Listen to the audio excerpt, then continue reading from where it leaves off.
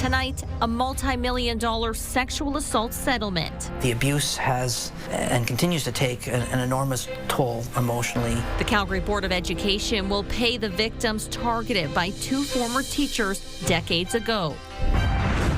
Plus, the city looks for more money for police. They've been drastically underfunded. Why the province is on council's radar to help make up for lost revenue. And a shopping spree with local law enforcement. I think I'm pretty lucky, considering I feel unlucky most of the time. Officers help some Calgary kids check off their holiday wish list. CTV Calgary, local breaking news with Terry Fikowski. Good evening and thank you for joining us. A multi-million-dollar settlement has been reached between the Calgary Board of Education and the physical and sexual assault victims of 2 teachers at John Ware School. The Calgary Board of Education will pay the former students over $15.7 million. In a statement, the CBE says it's sorry for the harm experienced by the class members and the impact of that harm on them. The lawyers for the class action say 40 people are part of the lawsuit. The 2 former teachers, Michael Gregory and Fred Archer, worked at John Ware Junior High School between 1988 and 2004. Gregory died by suicide 5 days after criminal charges were laid against him in 2021. As for Archer, the 80-year-old High River resident was charged with 2 counts each of sexual assault, sexual interference, and invitation to sexual touching with a child under 16. He was also convicted of abusing boys at a school he worked at previously, but this settlement isn't related to that case. Michael Gregory and Fred Archer certainly knew each other, and there is information developed during the course of our involvement in this case that suggested they were certainly working together in relation to certain people in certain time frames. There is no time limit to report a sexual assault in Canada. Anyone who believes they are a victim is encouraged to report it to police or Crime Stoppers. A man facing more than 60 charges in Ontario following a W5 investigation has now been arrested in connection to a historic sexual assault in Calgary. Brian Hayward was arrested in Hamilton last May in connection to alleged crimes against more than a dozen women in Ontario. Now Calgary police have charged the 37-year-old with sexual assault and choking with intent for an incident dating back to 2015. Hayward and his ex-wife lived in Calgary from April 2014 to May of 2015. She contacted Calgary police with fears that there could be other victims in Alberta. I want it to be public that we did live there for an entire year. A couple of those months we had separated and I was not there, so that time is completely unaccounted for. Hayward remains behind bars and has not yet entered a plea in the charges against him in Hamilton. A Calgary court date still needs to be set. Calgary's lengthy budget conversation turned to public safety at City Hall today. Police are in line to receive tens of millions of dollars more next year, but some say it's not enough. The city will also look to the province for revenue lost from photo radar. With more, here's Jordan Canagan. 21 more Calgary police officers will be coming in 2026, but some say the expected increase still isn't enough. In the next 4-year cycle, we will have to increase our budget for the police substantially because they've been drastically underfunded under the last council. More funding is likely in 2026. If Calgary's budget passes as is, the police service would see its operating budget jump to $613 million. That would be a net adjustment of $59 million more than this year. Over the last 9 years, we have grown by 18 police officers per year, and if it wasn't for the additional support from the GOA, that number increased. I think it's to 22 or to 23. A very, very low number for the amount of people that have grown in this city. Some of the increased funding will go towards fleet maintenance, roof repairs at police stations, and money for a new indoor gun range, but a big portion will cover a $28 million funding shortfall caused by the province removing most photo radar locations. This is a shortfall that the province should not impose on us. So yes, I would like to see that reversed. The mayor says he will ask the government of Alberta to cover the shortfall. The province isn't ruling it out. Transportation Minister Devin Dreeshen says he's always been open to constructive conversations with municipal leaders, including Mayor Farkas, about ways we can work together to enhance road safety and ensure fairness for taxpayers. Any discussions around fine revenue must stay focused on safety outcomes, not on replacing lost revenue. It has to be fine revenue that's specifically earmarked for improving traffic safety outcomes through capital improvements, through better education, through engineering and enforcement. It can't just be a cash cow that's deployed in areas unfairly. Jordan Canigan, CTV News, Calgary. Calgary's Police Commission is now reviewing next year's traffic safety plan with a sharp focus on reducing what's been the deadliest year on city roads in a decade. So far this year, 32 people have been killed, including 12 pedestrians. Police say speed and distraction remain the leading factors. The updated plan outlines more targeted enforcement, more officers on Calgary streets, and closer work with the city on road design, signage, and trouble intersections. There has to be consequences for bad driving behavior. And unfortunately, some of our pedestrians own some of that behavior as well. We have to be looking both ways. You have to be cognizant of what's going on around you. Our drivers have to ensure that they're maintaining the speeds, that they are being good drivers. Everybody has a responsibility for traffic safety. The Commission says an emphasis on education will also continue, along with an increased check stop presence and new technology to crack down on distracted drivers. Anticipation is building ahead of what could be a big day for Alberta's energy sector. Prime Minister Mark Carney is slated to meet with Premier Danielle Smith in what's described as a energy strengthening signing ceremony. That's tomorrow morning. And it comes as a new report shows it's been an especially tough year for the oil patch. Tim Brooke has more. Lagging oil prices and less drilling activity will lead Canada's energy sector into more headwinds in 2026. That's according to NSERVA's State of the Industry report. The good news, there's still time to change the forecast. So we're cautiously optimistic. It's not all doom and gloom, but cautiously is a key word here. There is optimism. A visit from the PM Thursday could pave the way for another pipeline to the West Coast. With respect to tomorrow's intended announcement with Alberta, the Memorandum of Understanding, it's about building this economy. It's about making Canada more independent, and it's about making Canada more sustainable. Industry leaders will be watching the announcement closely. What we want to see is that there's real intent behind the MOU to actually move something forward. And it's not just based on a nicety, but it's actually going to be facts. As global demand reaches record levels, oil capacity is not the industry's most pressing need. Still, Canadian producers are confident they can increase production. They'll need some political help. We have sufficient pipeline capacity to deliver all of the planned production growth that is expected in the basin. But I think the key thing to remember here is that we could be producing so much more. Perhaps nothing was more impactful to the industry this year than a new U.S. president. But as tariffs cast unpredictability on oil supply and demand, there is still American interest in what Alberta has to offer. The fact that we may be open for business again, that we can restart a lot of that foreign investment back in Canada. An announcement Thursday won't heal all that currently ails the energy sector. But those here believe a strong regulatory signal from Ottawa could begin a new energy race. The starter gun has just gone off, and it's a marathon, and so we're really far away from the finish line yet. Tim Brooke, CTV News, Calgary. After meeting with Smith tomorrow morning, Carney is expected to meet with trade workers before speaking with members of the Calgary Chamber of Commerce at noon.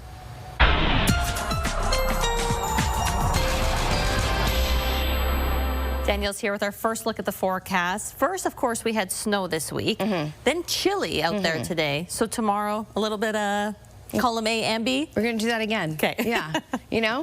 Another round, everybody. Except for the key thing is that we're not looking at quite as much snow in Calgary specifically this round. So last round we saw almost 20 centimeters of snow in some communities in the city, but for tomorrow and through Friday morning, 5 to 7 centimeters. So still enough to shovel. A key thing for tomorrow morning, it will feel almost like -20 with the wind chill. So be prepared for a cold start. And then when we're looking at the more consistent snowfall kicking in, it should be 7 p.m. tomorrow. So you may see some flurries ahead of that, but that heavier snowfall will start tomorrow evening and carry into Friday morning. I'll talk more about that coming up. Thanks, Danielle. The Salvation Army kicked off its annual Kettle campaign today. The Hope in the City fundraising luncheon was held at the TELUS Convention Center and emceed by our own Tara Nelson. The guest speaker was Robert Hayes, President and CEO of Calgary Sports and Entertainment Corporation. We're really pleased to be associated with the Salvation Army. It's a great organization. We think Calgary Sports and Entertainment is as well, and it's community at the end of the day. That's what we're focused on today.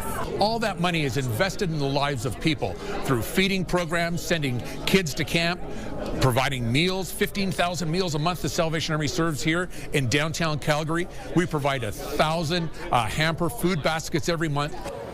You will see the Salvation Army's kettles throughout the city, including down at the Saddle Dome.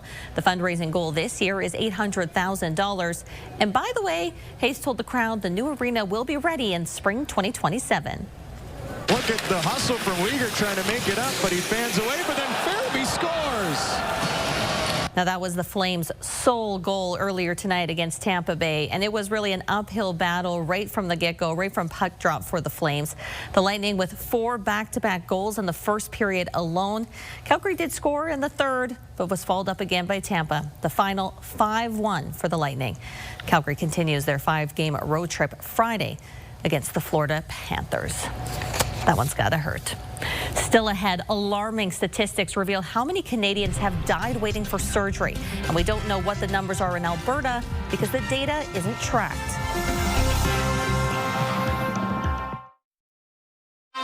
You're watching CTV News, Calgary. A trail runner was injured with an encounter with a grizzly bear in Yoho National Park this week. Parks Canada says it happened on Tuesday on the Tally-Ho Trail near the Natural Bridge Day use area. The bear charged the runner, who later drove to a hospital in Golden for treatment of minor injuries. Officials say it appears the incident was a defensive response by a surprise grizzly. The trail and day use area are closed while the investigation continues. An alarming new report finds tens of thousands of Canadians died while on medical wait lists this year, but that number is likely much higher. Alicia Fieldberg reports on the push for transparency and healthcare reform to potentially save lives. Rosalind Fritz wants to return to family travels and her job, but her life has been on hold for more than 5 years as she waits for a kidney donor. I do 9 hours of dialysis every day. Now she's on 2 more wait lists. Last month, she found out she needs diagnostic testing, then heart surgery before she can get a kidney. Will it be too late? Like, by that time, will I be too unwell to have a kidney and then have to stay on dialysis for the rest of my life? A new report shows the number of people who died while on medical wait lists rose 3% across Canada year over year. I think what we can see from the data is that alarm bells are going off. According to public policy think tank secondstreet.org, nearly 24,000 patients died while waiting for surgeries or diagnostic procedures between April 2024 and March 2025.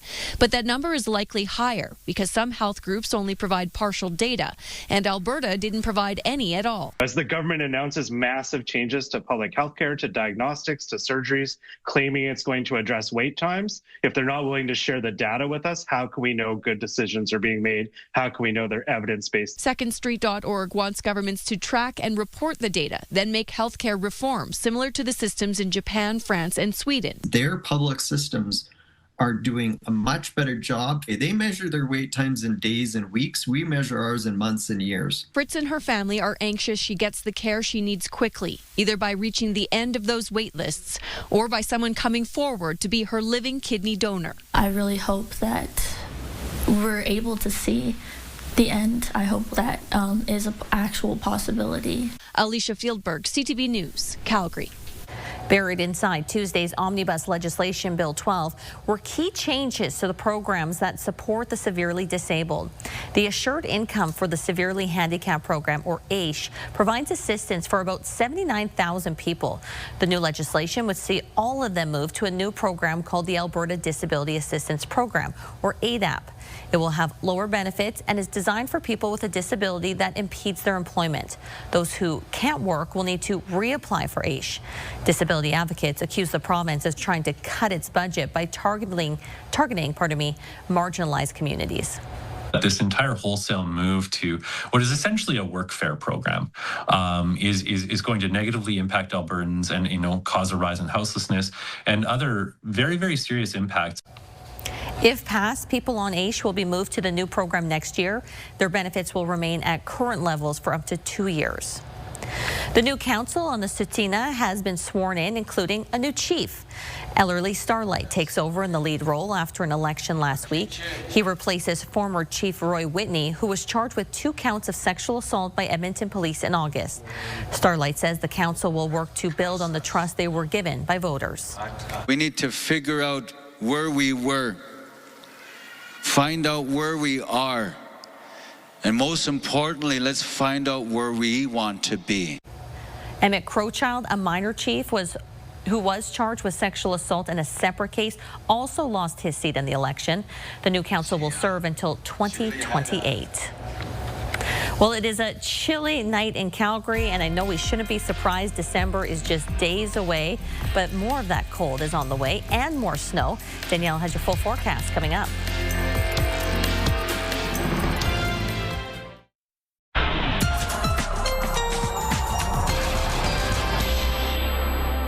Well, we talked about this week being cold all week. Temperatures will not regulate closer to normal until next week. You'll notice a bit of a difference by Sunday, but hang in there. You're dealing with the colder temperatures. That colder air has certainly filtered in and stuck into the prairies. But outside of that, for example, Victoria, Vancouver got to 8 degrees today. Toronto and Halifax got to 11 today. All right, watches, warnings, advisories. We have a fog advisory in place. So while all communities are likely to see some fog patches, it will be most dense and already is most dense in these communities. So Hannah over to Oyen, down to almost Medicine Hat is where we're looking at the worst visibility tonight and through early tomorrow morning before that fog lifts for the day. All right, let's talk about the snowfall that's on the way. Now for Calgary specifically, where we got almost 20 centimeters in some communities of Calgary, we're looking at getting less snowfall this round. Now, areas to the south will get more snowfall this round, and it's because the snow will be pushing in from the south, and it will be more consistent in the far south. I'll give you an idea of totals in just a second here, but first, timeline. We will have this start to push into the Pincher Creek, Crow's Nest Pass area tomorrow in the early afternoon hours. Then by about 4 p.m., 5 p.m., it should start to push into Lethbridge, and then it likely won't make its way into Calgary until around 7 p.m. So tomorrow, 7 p.m. Now, we may see some isolated flurries ahead of this, but the more consistent snowfall will roll in basically in the early evening hours for the city, and then it will push in and move in, and it will be in all of the south. Pretty consistent, pretty heavy in some cases throughout Thursday overnight into early Friday morning. And then it pushes out of Calgary Friday afternoon, but it will still reside in the southeast. It'll take some time for it to work its way out of there. When we look at amounts, again, the heaviest amounts expected here, I have to say this model is overestimating a little bit likely, but this is still possible. 20 centimeters, up to 20 centimeters. Pincher Creek over to Lethbridge, 24 for Milk River. And then north of that, you're looking at 5 to 7 centimeters possible up. Highway 2, QE2 into Calgary as well. To the west, though, for the first time, less snowfall expected, 2 to 4 centimeters for Cochrane over to Banff. All right, -6 is the daytime high in the city for tomorrow. Again, just clouds increasing throughout the day, and by 7 p.m., that's when we get into the chance of some very heavy snowfall that will last through the overnight hours in through Friday morning. 5 centimeters possible late Thursday, and another couple centimeters possible on Friday morning. By Friday, a high of -10. That will be the coldest. -8 then still on Saturday to kick off the weekend. We start to regulate a little bit by Sunday, but still below freezing. We'll get above freezing for a daytime high by Monday. Thanks, Danielle. It's a nearly 2-decade-old holiday tradition for Calgary Police and the city's youth. 27 students from local schools had the chance to bond and holiday shop with police earlier today. Each student received a $200 gift card to spend at Marlborough Mall. The Shop with a Cop program aims to build a positive relationship between Calgary Police and local teens. We want to recognize them as community leaders as well, because within their own communities as students, whether it's academically, whether it's socially, whether it's any kind of perseverance they've shown within their own life, we want to recognize that. This is the 19th year of the event. It looks like a lot of fun.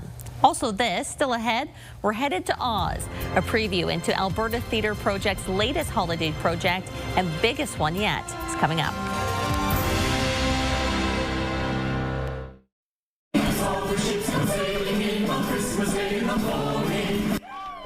Calgary is lifting the curtain on its 38th production of A Christmas Carol.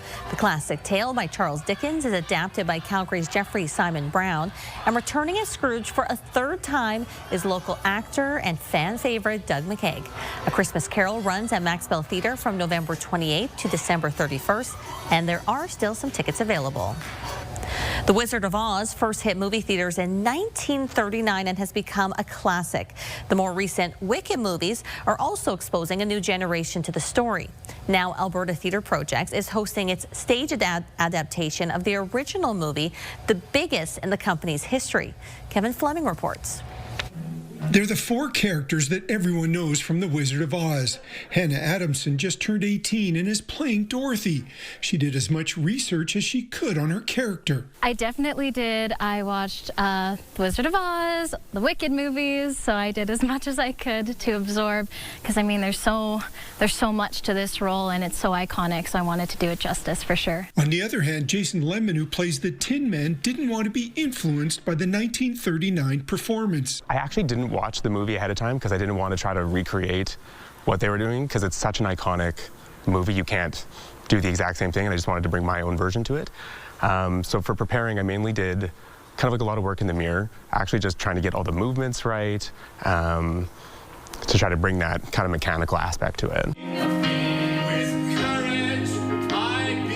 Tracy Power has choreographed the show twice in the past, but is directing it for the first time and says it's a massive cast. There is 24 people on stage, and it's just so exciting. It fills the space, and the audience, like last night, there was so much joy in the house, and bringing those big numbers like Munchkinland and the Jitterbug, which is not as well known to people, and Merry Old Land of Oz, like to have that many bodies on stage and that much joy and fun is so exciting. The Scarecrow is played by Ryan Mishke, who says the original movie was one of the first musicals he ever saw and was captivated. Judy Garland's voice specifically, like I was like, look at this little kid just like singing her. I grew up on a small farm in Olds, Alberta too, so I really connected with Dorothy quite a bit growing up, and her like, wow, what is beyond this like sort of song when she sings over the rainbow really stuck with me growing up. The cast says the stage performance is coming out at the perfect time to complement what's playing now in theaters. Kevin Fleming, CTV News, Calgary. The show kicked off its run last night and is playing until January 4th. So there you have it. Between that and A Christmas Carol, so many great shows to see over the holiday, and a good Christmas gift as well. But that's a worry for another day. Thank you so much for watching. You'll see you back here tomorrow night.